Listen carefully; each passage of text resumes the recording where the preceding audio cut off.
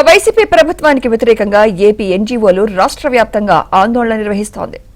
అందులో భాగంగా పెండింగ్ సమస్యలు పరిష్కరించాలంటూ విశాఖపట్నంలో ఎన్జీఓలు నల్ల బ్యాడ్జీలు ధరించి నిరసన తెలిపారు. పెండింగ్ బకాయిలు, పీఆర్సీ, అరియర్స్, డీఏ విడుదల చేయాలన్నారు. సరెండర్ లీవ్ బిల్లులు పెండింగ్ లో ఉన్నాయన్నారు. జీపీఎఫ్ లోన్లు రిలీజ్ చేయలేదని మండిపడ్డారు. భోజన విరామ సమయంలో 2 రోజులు నిరసన తెలియజేస్తామని తెలిపారు. ఆ తర్వాత ఎంఆర్ఓ, కలెక్టర్ కార్యాలయాలు ముట్టడిస్తామని హెచ్చరించారు. త్వరలో చలో అమరావతి నిర్వహిస్తామన్నారు.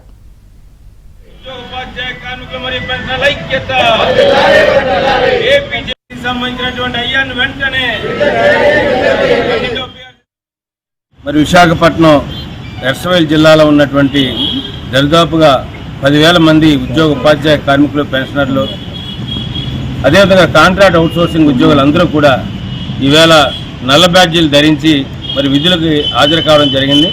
నల్ల బ్యాడ్జీలు ధరించడం ద్వారా మరి ప్రభుత్వానికి మా యొక్క నిరసనను తెలియపరచడం ఈవేళ ఉద్యమం సక్సెస్ అయిందనే మేమైతే భావిస్తున్నాం. ప్రతి ఉద్యోగి కూడా నల్ల బ్యాడ్జీలు ధరించి తమ విధుల్ని నిర్వహిస్తున్నారు. అయితే మరి ఇప్పటి వరకు కూడా దరిదాపుగా 20,000 కోట్ల రూపాయలు ఉద్యోగులకి రావాల్సినటువంటి బకాయిల్ని చెల్లించడంలో మరి ఈ ప్రభుత్వం తాత్సారం చేస్తూ ఉంది.